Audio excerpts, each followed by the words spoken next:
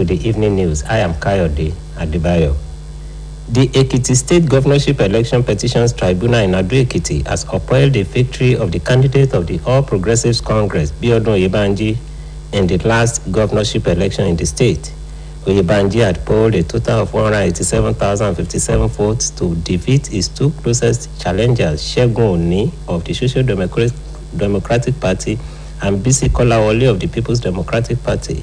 Following the outcome of the election, Oni challenged the outcome, filing a petition at the tribunal to fault the result, declaring Oyebanji the winner by the Independent National Electoral Commission.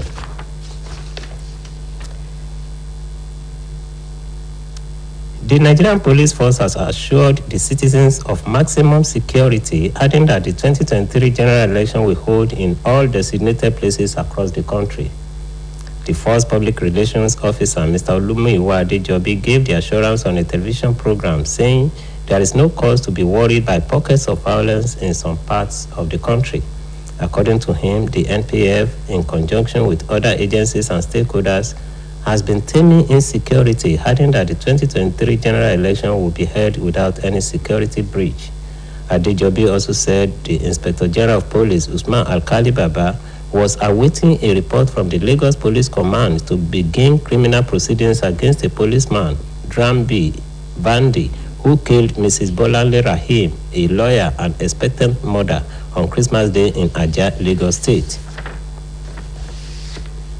A coalition of women groups under the aegis of Womanifesto has called for justice for the murder of Omobolanle Rahim, a member of the Nigerian Bar Association Lagos branch, shot by Assistant Superintendent of Police Drambi Bandi.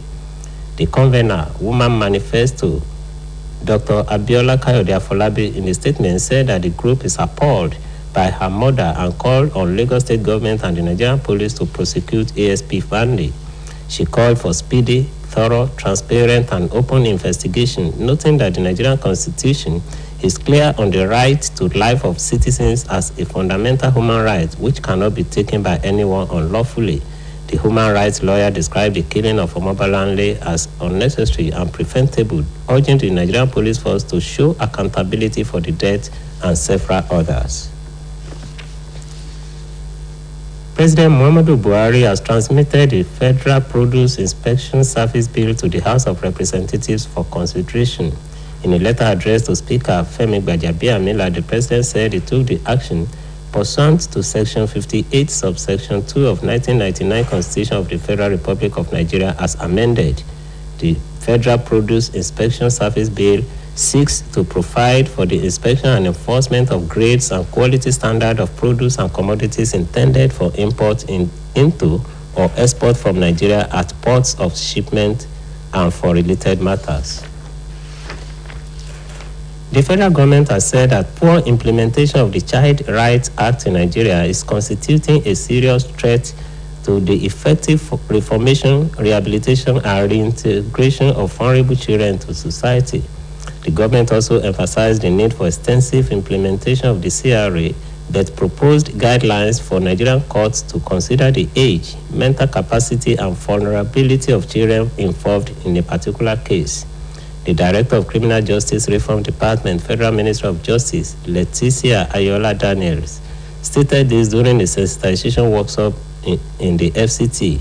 The event aimed to adopt a draft of adjudication guidelines for children and young persons in conflict with the laws of the Federal Capital Territory. The federal government has flagged off reconstruction of 10 intracity roads in Ile-Ife to ease human and vehicular movement. The roads billed for reconstruction includes Obalogun Street, Abewela Street, Belenkan, Oronbado, Oduogbe, Ogboni Lane, Orilonishe Street, Ayelabo Street, Akarabata Street, and Okeayetoro. The project to be bankrolled by the federal government was facilitated by the Special Advisor to President Muhammadu Buhari on National Assembly Matters and one-time Senator representing Osun East Senatorial District, Senator Babajide Omowurare.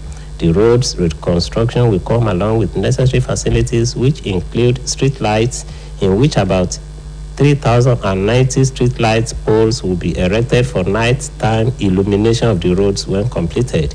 Speaking during the flag-off ceremony, Special Advisor to President Muhammadu Buhari on legislative matters, Senator Babajide Omowurare disclosed that the reconstruction of the road is strategic to economic development of the ancient town to boost buying and selling within the areas that benefit from the gesture. 50 years in the life of an institution or an individual is a remarkable milestone during which some reflections should be undertaken on the journey so far and the way forward. It is in this regard that the 1972 old student of Ejigbo Baptist High School rolled out the drums to celebrate the 58th anniversary of their graduation from the school. In her address at the commissioning and handing over of renovated building by the 1972 set, the chairman planning committee, Dr. Toyin Oluoye, said, God in his infinite mercies has kept them for over 5 decades. Dr. Oluoye reiterated the support and commitment of the 1972 Old Student Association of Ejigbo Baptist High School towards the uplift of the students, the school, and the society at large as a way of giving back to their alma mater.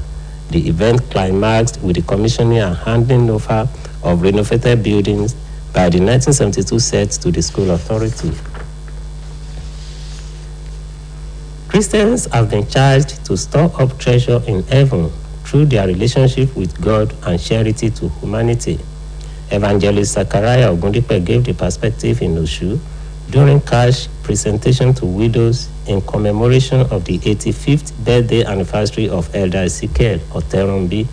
The cleric stressed holy worship, unblemished soul, as well as caring for the widows as sacrosanct to storing up treasure in heaven. In his remarks, Elder Oterumbi appreciated the support of family and friends, especially his better half, Mrs. Fumilayo Oterumbi, for deeming it fit to celebrate him while still alive. Now to sports. The contentious draw of the 2022-23 Nigerian Professional Football League season has been conducted in Abuja. Reports say that the league kicked off with only 4 clubs, 3SC, Remo Stars, Niger Tornadoes, and newly promoted Doma United in attendance, while the 16 others who preferred the full league were absent in protest over the format of the league.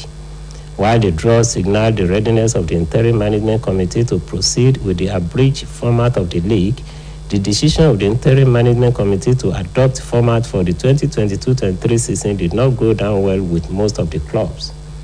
Secretary of the Club Owners Association, Aloy Chukwuemeka, confirmed that only 4 clubs attended the ceremony, while the 16 others who boycotted the event showed that the club owners maintained their position on the format of the league. He also said that the proposed meeting of the club owners for Asaba, the Delta State capital, did not hold as planned in order to seek ways of reaching a compromise over the much debated format. Now on the foreign scene, violent protests have broken out in Bolivia following the arrest of a powerful opposition politician, Luis Fernando Camacho. The right-wing governor of Santa Cruz province was detained by armed police in an operation that his supporters described as a kidnap. Mr. Camacho spearheaded the protest which led to the resignation of left-wing former President Evo Morales.